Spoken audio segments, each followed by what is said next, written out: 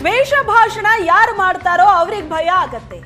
ದ್ವೇಷ ಭಾಷಣ ತಡೆ ಬಿಲ್ ಅನ್ನ ಸ್ವಾಗತಿಸಿದ ಅಬ್ದುಲ್ ರಜಾಕ್.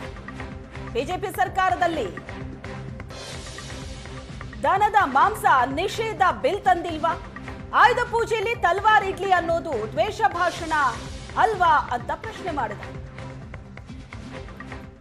ರಾಜ್ಯ ಸರ್ಕಾರ ಇವತ್ತು ಬೆಳಗಾವಿ ಅಧಿವೇಶನದಲ್ಲಿ ದ್ವೇಷ ಭಾಷಣ ಹಾಗೂ ದ್ವೇಷ ಅಪರಾಧಕಗಳ ವಿಧೇಯಕವನ್ನು ಬಿಲ್ಲನ್ನು ಪಾಸ್ ಮಾಡಲು ಇವತ್ತು ಸರ್ಕಾರ ಮುಂದಾಗಿರುವಂಥದ್ದು. ಬಿಜೆಪಿ ಮತ್ತು JDS ಕೂಡ ತೀವ್ರ ವಿರೋಧವನ್ನು ವ್ಯಕ್ತಪಡಿಸ್ತಾ ಇರುವಂಥದ್ದು. ನಮ್ಮ ಜೊತೆಗೆ ಮಾತನಾಡೋದಕ್ಕೆ ಮುಸ್ಲಿಂ ಮುಖಂಡರಾಗಿರುವಂತಹ ಅಬ್ದುಲ್ ರಜಾಕ್ ಅವರು ಇದ್ದಾರೆ. ಬನ್ನಿ ಕೇಳೋಣ. ಸರ್, ಇವತ್ತು ರಾಜ್ಯ ಸರ್ಕಾರ ಬಹುದಿನಗಳ ಒಂದು ಬಿಲ್ಲನ್ನು ಜಾರಿಗೆ ತರಬೇಕು ಅನ್ನುವಂಥದ್ದು ಕೂಡ ಈಗ ಚರ್ಚೆ ಆಗಿತ್ತು. ಅದು ಇವತ್ತು ದ್ವೇಷ ಭಾಷಣ ಮಸೂದೆ ಮಂಡನೆಯನ್ನು ಬಿಲ್ಲನ್ನು ಜಾರಿಗೆ ತರ್ತಾ ಇರುವಂಥದ್ದು. ಇದ್ರ ಬಗ್ಗೆ ತಮ್ಮ first reaction? Supreme court guidelines ಇದ್ದೂ ಕೂಡ ಹಲವಾರು ವಿಷಯಗಳಲ್ಲಿ ಕೇಸ್ಗಳು ಬುಕ್ ಆಗ್ತಿರಲಿಲ್ಲ.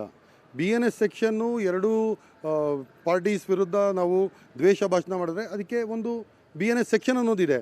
ಆ ಸೆಕ್ಷನನ್ನು ತೊಗೊಂಡೋಗಿ ಪೊಲೀಸ್ ಸ್ಟೇಷನ್ಗಳು ಕೊಟ್ಟರೆ ನಾವು ಇದನ್ನು ಇದು ಮಾಡಬೇಕು, ನಾವು ತನಿಖೆ ಮಾಡಬೇಕು, ಅದಾದಮೇಲೆ ನಾವು ಇದ್ರ ಮೇಲೆ ಆ್ಯಕ್ಷನ್ ತೊಗೋತೀವಿ ಅಂತಿತ್ತು. ಈ ಒಂದು ದ್ವೇಷ ಭಾಷಣ ಮಸೂದೆ ಏನು ಎಲ್ಲ ಪಕ್ಷದವರು ಕೂಡ ಅನ್ವಯ ಆಗುವಂಥದ್ದು. ಇದು ಬರೀ BJPಗೆ JDSಗೆ ಮಾತ್ರ ಆಗಲ್ಲ, ಕಾಂಗ್ರೆಸ್ನವ್ರಿಗೂ ಕೂಡ ಇದು ಅನ್ವಯ ಆಗುತ್ತೆ. 100% ಯಾರೇ ಆಗಿರಲಿ ದ್ವೇಷದ ಭಾಷಣ ಮಾಡಿದ್ರೆ ಅವ್ರ ವಿರುದ್ಧ ಕಾನೂನು ಕ್ರಮ ಕೈಗೊಳ್ಳಬೇಕು ಅಂತ ಹೇಳಿದ್ರೆ ಇವತ್ತಿಗೂ ಇದೇ ಕಾಯ್ದೆಗಳು ಇಲ್ಲ ಅಂತಲ್ಲ.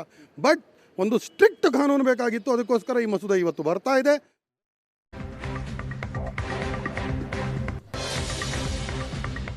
ದ್ವೇಷ ಭಾಷಣ ಯಾರು ಮಾಡ್ತಾರೋ ಅವ್ರಿಗೆ ಭಯ ಆಗತ್ತೆ.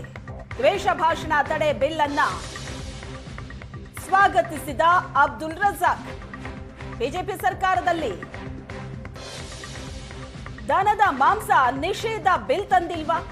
ಆಯುಧ ಪೂಜೆಯಲ್ಲಿ ತಲ್ವಾರ್ ಇಡ್ಲಿ ಅನ್ನೋದು ದ್ವೇಷ ಭಾಷಣ ಅಲ್ವಾ ಅಂತ ಪ್ರಶ್ನೆ ಮಾಡಿದ. ರಾಜ್ಯ ಸರ್ಕಾರ ಇವತ್ತು ಬೆಳಗಾವಿ ಅಧಿವೇಶನದಲ್ಲಿ ದ್ವೇಷ ಭಾಷಣ ಹಾಗೂ ದ್ವೇಷ ಅಪರಾಧಕಗಳ ವಿಧೇಯಕವನ್ನು ಬಿಲ್ಲನ್ನು ಪಾಸ್ ಮಾಡಲು ಇವತ್ತು ಸರ್ಕಾರ ಮುಂದಾಗಿರುವಂಥದ್ದು. ಬಿಜೆಪಿ ಮತ್ತು JDS ಕೂಡ ತೀವ್ರ ವಿರೋಧವನ್ನು ವ್ಯಕ್ತಪಡಿಸ್ತಾ ಇರುವಂಥದ್ದು. ನಮ್ಮ ಜೊತೆಗೆ ಮಾತನಾಡೋದಕ್ಕೆ ಮುಸ್ಲಿಂ ಮುಖಂಡರಾಗಿರುವಂತಹ ಅಬ್ದುಲ್ ರಜಾಕ್ ಅವರು ಇದ್ದಾರೆ. ಬನ್ನಿ ಕೇಳೋಣ. ಸರ್, ಇವತ್ತು ರಾಜ್ಯ ಸರ್ಕಾರ ಬಹುದಿನಗಳ ಒಂದು ಬಿಲ್ಲನ್ನು ಜಾರಿಗೆ ತರಬೇಕು ಅನ್ನುವಂಥದ್ದು ಕೂಡ ಈಗ ಚರ್ಚೆ ಆಗಿತ್ತು. ಅದು ಇವತ್ತು ದ್ವೇಷ ಭಾಷಣ ಮಸೂದೆ ಮಂಡನೆಯನ್ನು ಬಿಲ್ಲನ್ನು ಜಾರಿಗೆ ತರ್ತಾ ಇರುವಂಥದ್ದು. ಇದ್ರ ಬಗ್ಗೆ ತಮ್ಮ first reaction? Supreme court guidelines ಇದ್ದೂ ಕೂಡ ಹಲವಾರು ವಿಷಯಗಳಲ್ಲಿ ಕೇಸ್ಗಳು ಬುಕ್ ಆಗ್ತಿರಲಿಲ್ಲ. BNS ಸೆಕ್ಷನ್ನು ಎರಡೂ ಪಾರ್ಟೀಸ್ ವಿರುದ್ಧ ನಾವು ದ್ವೇಷ ಭಾಷಣ ಮಾಡಿದ್ರೆ ಅದಕ್ಕೆ ಒಂದು BNS ಸೆಕ್ಷನ್ ಅನ್ನೋದಿದೆ. ಆ ಸೆಕ್ಷನನ್ನು ತೊಗೊಂಡೋಗಿ ಪೊಲೀಸ್ ಸ್ಟೇಷನ್ಗಳು ಕೊಟ್ಟರೆ ನಾವು ಇದನ್ನು ಇದು ಮಾಡಬೇಕು, ನಾವು ತನಿಖೆ ಮಾಡಬೇಕು, ಅದಾದಮೇಲೆ ನಾವು ಇದ್ರ ಮೇಲೆ ಆ್ಯಕ್ಷನ್ ತೊಗೋತೀವಿ ಅಂತಿತ್ತು. ಈ ಒಂದು ದ್ವೇಷ ಭಾಷಣ ಮಸೂದೆ ಏನು ಎಲ್ಲ ಪಕ್ಷದವರು ಕೂಡ ಅನ್ವಯ ಆಗುವಂಥದ್ದು. ಇದು ಬರೀ BJPಗೆ JDSಗೆ ಮಾತ್ರ ಆಗಲ್ಲ, ಕಾಂಗ್ರೆಸ್ನವ್ರಿಗೂ ಕೂಡ ಇದು ಅನ್ವಯ ಆಗುತ್ತೆ. 100% ಯಾರೇ ಆಗಿರಲಿ ದ್ವೇಷದ ಭಾಷಣ ಮಾಡಿದ್ರೆ ಅವ್ರ ವಿರುದ್ಧ ಕಾನೂನು ಕ್ರಮ ಕೈಗೊಳ್ಳಬೇಕು ಅಂತ ಹೇಳಿದ್ರೆ ಇವತ್ತಿಗೂ ಇದೇ ಕಾಯ್ದೆಗಳು ಇಲ್ಲ ಅಂತಲ್ಲ. ಬಟ್ ಒಂದು ಸ್ಟ್ರಿಕ್ಟ್ ಕಾನೂನು ಬೇಕಾಗಿತ್ತು, ಅದಕ್ಕೋಸ್ಕರ ಈ ಮಸೂದೆ ಇವತ್ತು ಬರ್ತಾ ಇದೆ.